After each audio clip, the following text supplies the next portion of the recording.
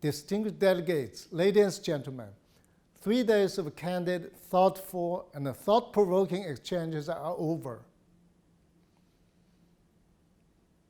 In closing these consultations, I thank all the participants and applaud your spirit and drive to take bold action to heal our societies and economies and to preserve our living planet for future generations. Your inspirational words give us a boost of energy to work even harder and even closer together to create a more just and a sustainable world. I applaud outstanding leadership and the formidable ambition of our esteemed co-chairs, Her Excellency Ms. Lenore Gewessler, Federal Minister of Climate Action, Environment, Energy, Mobility, Innovation and Technology of Austria, and Her Excellency Ms. Angie Mazar Murillo, Minister of Environment and Energy of Costa Rica.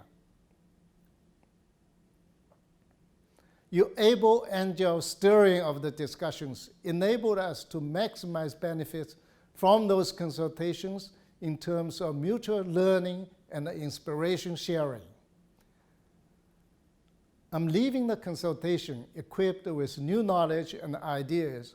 I would like to share with you my 4 key takeaways. First of all, I realized that developing countries have a more circular mentality and are in many ways better prepared to embrace circularity than their developed economy counterparts. Today, the scarcity of disposable income in developing countries often maximizes resource efficiency on the consumer side. A lot of economic activity revolves around repair, refurbishing, and remanufacturing, as well as sorting and reusing of waste. Such work, whether entrepreneur or employed, could and should become a more decent, efficient, innovative, and broad. The question is how to turn this into transformational development opportunity that creates higher value addition and decent employment for industry and entrepreneurs through the innovation. This brings me to a second takeaway. Finance is of the essence. Developing countries, their governments, and their economic actors need financial resources to launch and sustain circular economy initiatives. Sustainable, although probably insufficient financial resources are available even today for a variety of sources, public and private, multilateral, bilateral, and in the form of the international COVID-19 recovery support. Countries need to improve their capacity to access these and the new financial resources, attract investment, create enabling environments and de-risking mechanisms, and implement incentive measures for industries and the private sector. One of the young delegates urged us to invest in strengthening the national capacity to build the Africa we want tomorrow, one entrepreneur at a time. Let us do it. There's an enormous potential of young African entrepreneurs and innovators waiting to be unlocked. Third is the need to facilitate the communication and understanding between the different stakeholders, between financiers, entrepreneurs, and along value chains, and even more importantly, between governments of different countries.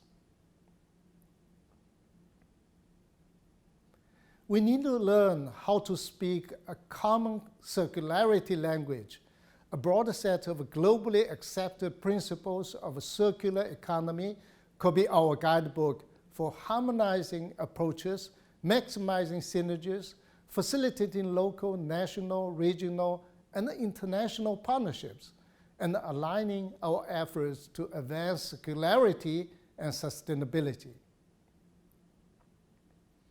Excellencies, ladies and gentlemen, my fourth takeaway is about moral obligation. Whatever strategies we develop to advance industrial development, support economic growth, or create prosperity for all, we must respect our planet.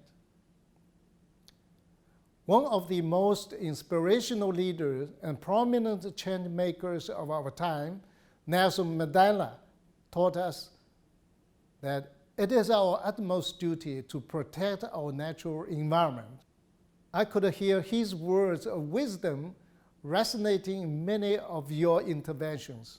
This gives me hope that together, united, we can avert global climate crisis, stop the biodiversity loss, reverse the land degradation, and clean our oceans from plastic and pollution. Distinguished delegates, I was honored and humbled to hear a number of countries acknowledge UNIDO's ongoing programs on circular economy and are requesting to scale up our effort. I will pass these words of confidence and trust in UNIDO's work to our dedicated personnel to motivate them to serve our member states even better. I'll bring the report of global consultations to the Industrial Development Board and the General Conference so that policymaking bodies of UNIDO can learn from your consultations, deliberations, and chart a way forward. I also encouraged all of you to widely share your own takeaways from these consultations in your country and the regions. I wish all of you together success in promoting circularity and build a just, green, and resilient world. Thank you.